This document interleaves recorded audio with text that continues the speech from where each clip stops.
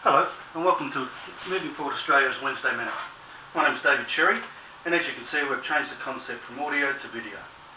The new concept is going to be called At the Desk of David Cherry, and every fortnight I'm going to be sharing lessons similar to the Wednesday Minute, however they'll probably be a bit more in depth.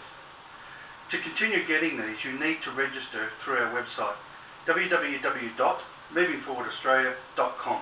That's www.movingforwardaustralia, all one word, lowercase, .com.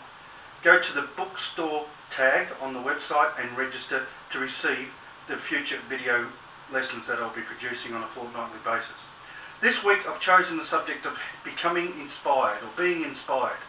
The reason I do that is because if you have a look at the doom and gloom around the planet at the moment, it is pretty negative. It's pretty draining and it drags you down, and you can't help but get involved with the psyche or the consciousness of the planet, especially when it comes to financial terms.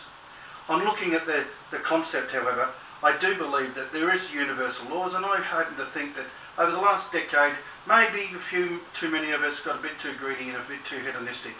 And this is a wake-up call from the universe saying, now you had your chances, you put a hole in the ozone layer, you didn't really care for each other the way you should be caring for each other, so I think I'll rattle your cage and get you back on track. The law of polarity will prove that it will bounce back again, it's just a matter of when. In the meantime, however, we have to survive. Now, it doesn't have to be an arduous task to survive. You can survive in a negative environment by being positive. Sounds all airy-fairy and PMA, positive mental attitude. Not meant to be that way, people. It really isn't.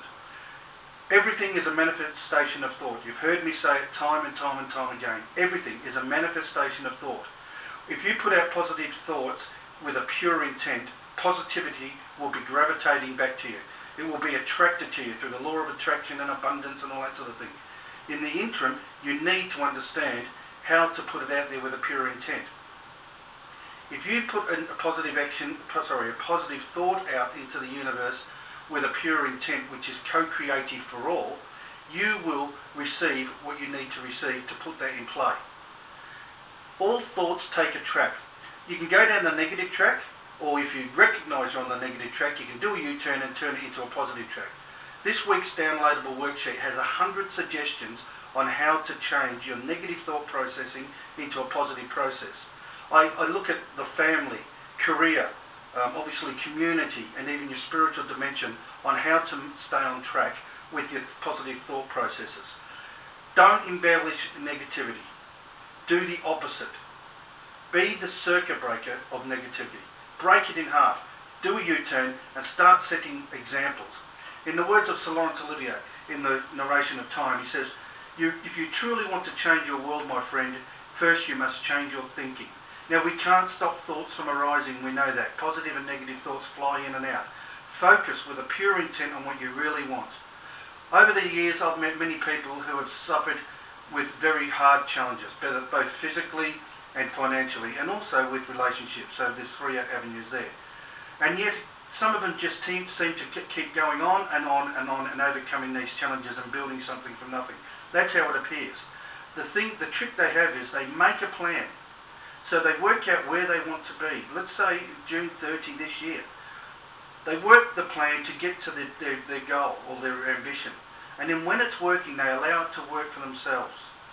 Far too often do we self-sabotage a plan that may be working, because a lot of us suffer with not being able to receive. So work the plan, work the plan,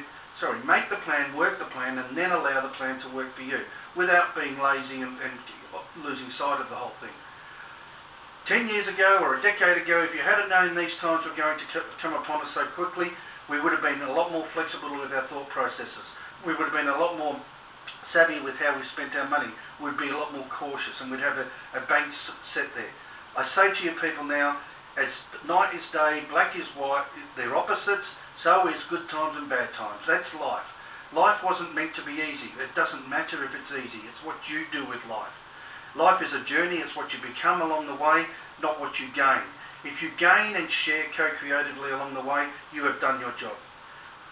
Once again, if you want to receive these video links on a fortnightly basis, with the downloadable worksheets of course, that you can work through, register on www.movingforwardaustralia.com, go to the bookstore tag, and hit the Wednesday Minute link.